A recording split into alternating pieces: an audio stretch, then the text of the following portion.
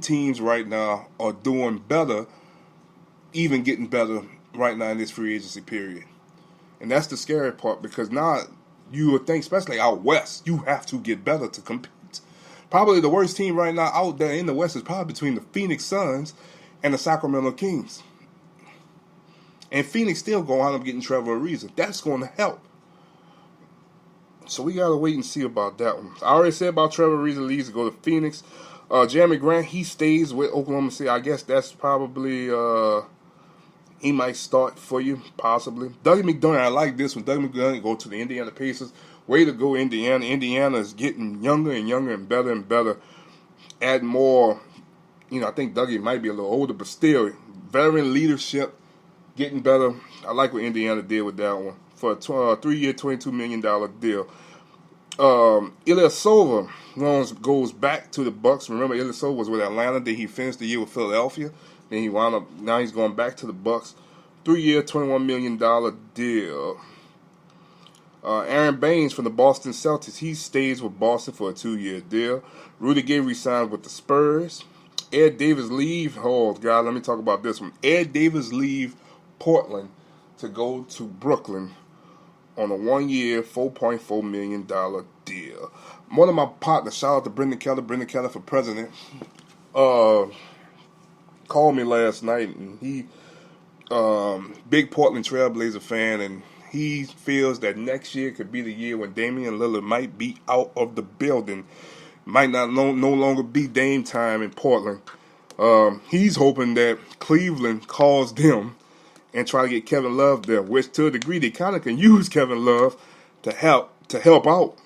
Because, Portland is kind of taking a step back right now because they're not making a lot of noise.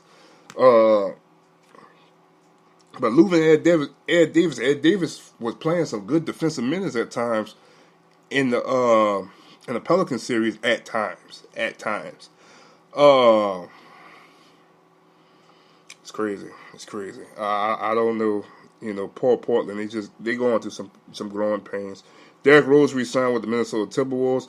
Amir Caspi goes to the Memphis Grizzlies. Marco Bellinelli returned back to San Antonio. Gerald Green he's re-signed with the Houston Rockets. I already said today that Nerlens Noel has signed on with the Oklahoma City Thunder. And I want to say somebody else signed this morning. New Orleans did get signed Alfred Payton from the Phoenix Suns. Alfred Payton he went to John Ehret High School out there in New Orleans. He went to UL. Then he got drafted by the Sixers, traded that night to the Orlando Magic. He just got traded this past year to the Phoenix Suns. He was released, and now New Orleans got him on a 1-year deal. And I really hope that they can potentially get Rondo back so he can learn that offense. But I don't know. We got to see, because New Orleans is not really making a lot of noise right now. But I will say New Orleans is kind of a throw-off. New Orleans are looking at a lot of centers. They were supposed to have a meeting today with Greg Monroe. They was also got interest in Dwight Howard, and they also had a meeting. There was interest in JaVale McGee before he got signed last night. And they had interest in Nerlens Noel. Remember, New Orleans did draft Nerlens Noel, but they traded him for Drew Holiday and company on draft night as well. They were about to call it the block party. I wanted to see if we could have got the block party started in New Orleans again. So let me go ahead and put the NFL music. I gotta do it one time only. And I know I'm gonna put on NFL music for a basketball event, but something just exciting a little bit. LeBron James is officially going out west to play for the second most prestigious franchise in basketball, the Los Angeles Lakers. I saw the deal happen. I was on my job, and I said, why, LeBron, why? LeBron is officially going out west to play for the LA Lakers. And I think he knew this whole time. The minute the buzzer hit 000 in the NBA Finals, I think he knew this whole time that he was going to LA because he knew he could work the business side of it as well. Oh God, I'm looking at the pictures. I see some pictures online, and the media already blowing it up.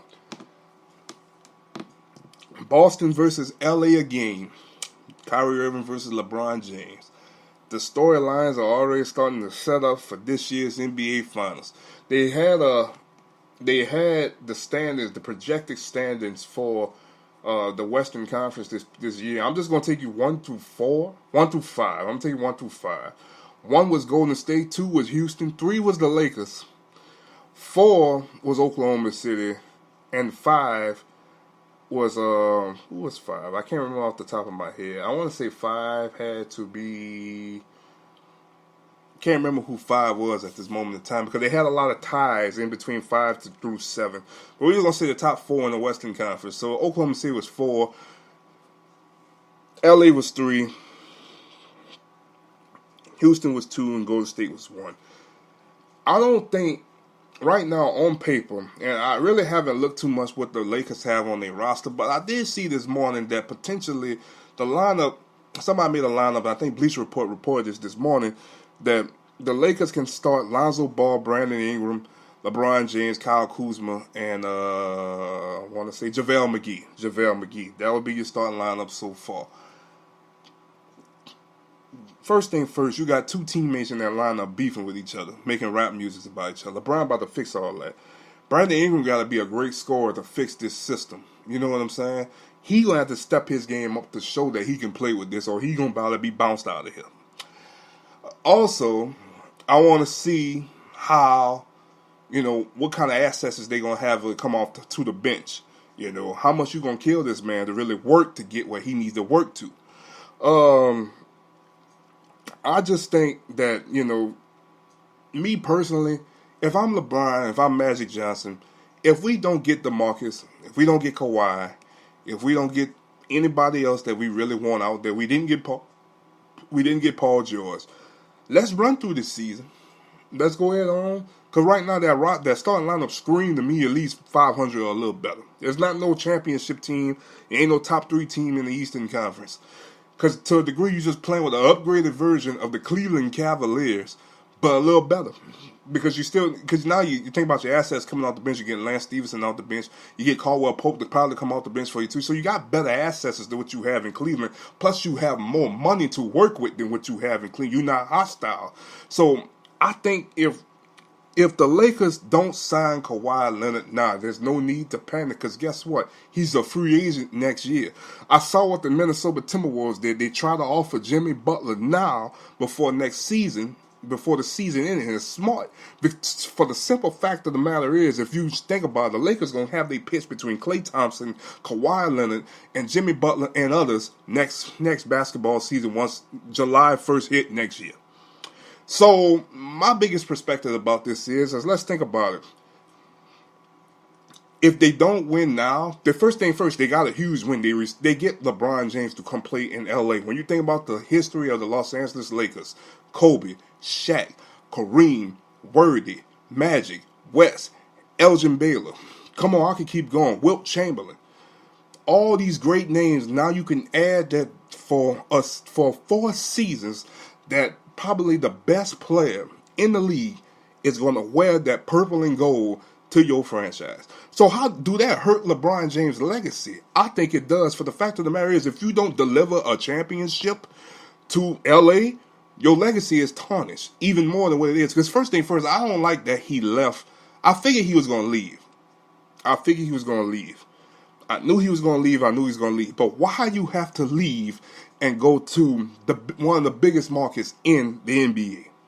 Why go there? Why not go back? To me, I really was hoping he'd have went to Philadelphia and made that Eastern Conference better than where it is. Because now you think about the Eastern Conference, it's no longer there. The best player in the Eastern Conference is Giannis, Kyrie Irving. You could say possibly Wall, DeRozan, and oh Jesus, it's hard to say.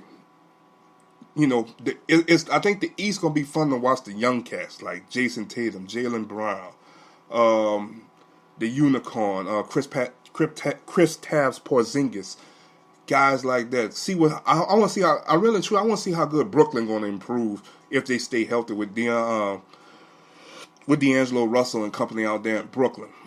I want to see how much they're going to improve. They should make the playoffs. The Cavaliers are back to the abyss of the NBA. Poor Colin Sexton. But if you're a Cleveland fan, you should be praising God because no longer you got to deal with this drama anymore. You can just relax and watch the games, and you got to worry about your roster getting moved around.